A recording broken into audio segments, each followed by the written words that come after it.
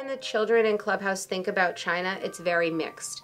I think there are days and times where they love it and they are so proud, but then other days when they think about it in another way, they feel really angry. How can I love a place that didn't want me?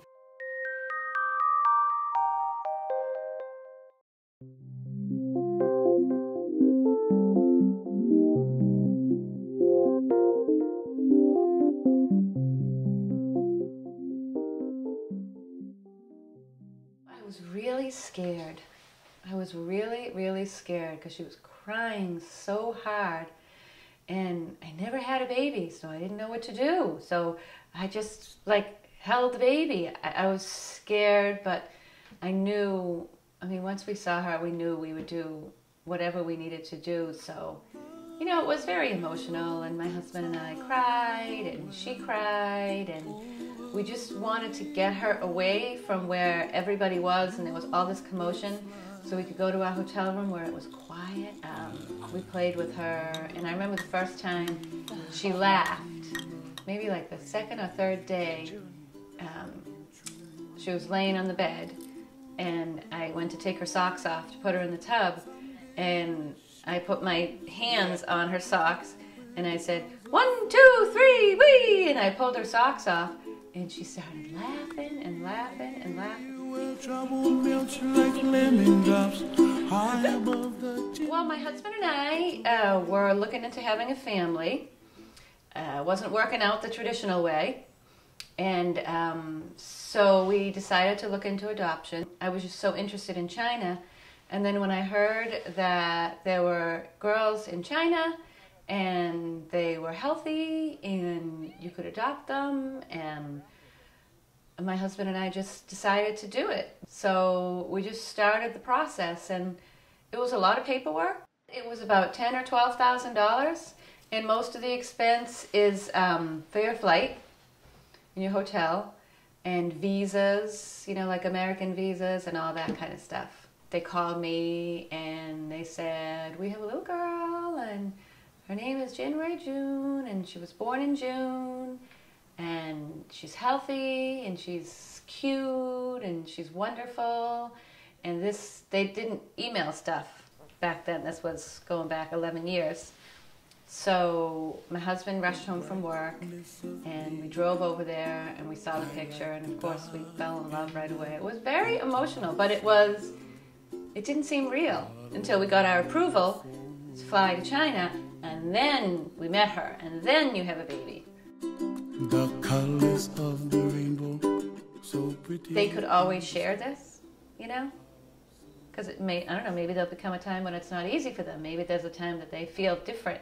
But as long as they have a sister who's in the same situation, then they don't have to feel different. They can have their sister to talk to about it. It's like anybody else's life. Oh, I don't want to cry. I'm sorry.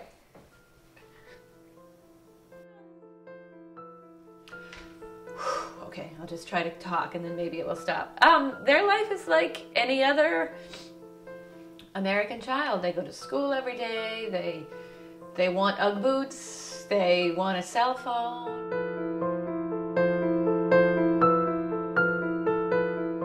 We're at a very different time period where the girls want to navigate and understand what it means to be Chinese, what it means to be adopted, and what it means to be a teenager. Are you interested about China? Not really. So you think you're American? I wasn't nervous. Yeah. No, I'm actually half and half. Things that children have talked about being difficult, for example, are how to deal with someone who's teasing them. Sometimes children ask questions, not because they're trying to be mean, but because they're curious. Why don't you look like your mom? Why is your hair black and your mom's hair blonde? I don't understand. But for the Chinese adoptee, they're feeling maybe embarrassed or frustrated or sad every time someone makes those comments. They never told me that. It may have happened to them. I worry about it and I ask them about it, but they say, no, nobody says anything. I don't want my kids to feel different. I want them to have a lot of people around them who look like them. We knew that if we lived in a city with a lot of Chinese people, that they would have a lot of Chinese people around them. So that's why we moved here.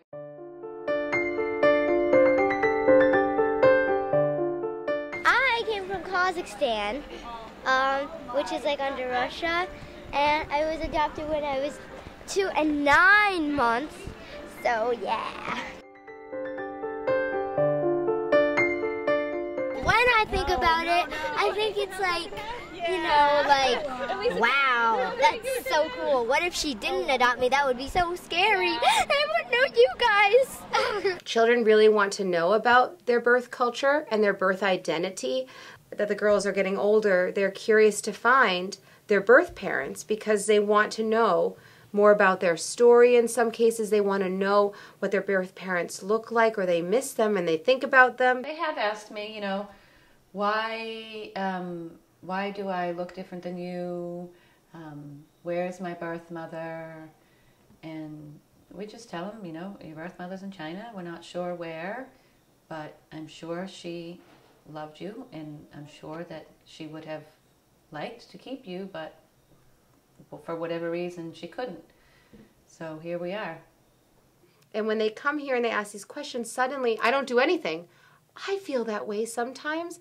Me too. Really? Oh, I thought I was by myself. I didn't know. Sometimes, you know, I just cry because I think about my birth mother and father so much. I just wish I knew what her face looked like. And suddenly the room talks about that. Well, they say, I want to see what she looks like. But I don't think they want to, they don't want to explore it much further right now. What do you think about your life here? That's really funny. Well, this is kind of a normal life to me because I don't really know what's in China that much, but I know that they're kind of poor and they're kind of busy, and they eat like fish and stuff. Okay, who's your idol of gymnastics?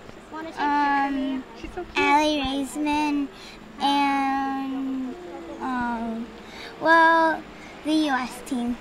Sometimes the children also have feelings of guilt, like, oh no, what if I wasn't a good baby? What if I cried a lot and that's why my Chinese birth mom didn't want me anymore?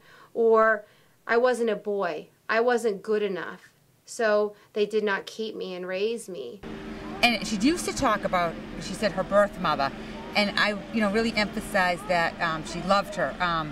And I remember we were watching a TV show once, and she was only like around 5 or 6, and a girl was crying, saying my mother didn't want me. She was a foster kid. And Ayanna burst out crying, saying my birth mother didn't want me. And it broke my heart. They worry if I complain too much, or say I'm sad, or say I miss China, or say I miss my Chinese birth parents, then I'll make my adoptive parents feel bad. And if they were decided they wanted to, I don't know, go back to China and visit or whatever, they could do whatever they want. Because the thing is, my kids were adopted, but I'm like any other mother. I just want my kids to be happy. The child travels to China expecting, oh, this is where I'll fit in. This is where I'll belong. Everyone is Chinese and I'll be there and feel safe. They go and they have people looking at them, people staring at them, wondering why they might not speak Chinese or speak Chinese perfectly, or why their mannerism is different, why their clothes is different. Then they come back to their United States and more people are asking them questions. So I think sometimes these children have to learn to navigate two cultures and be really strong in their sense of self, to know that you're both and it's okay.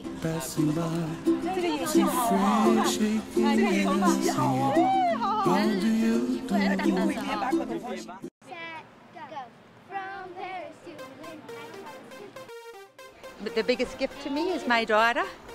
And after Ayanna, I have to be honest with you, I didn't even want a baby.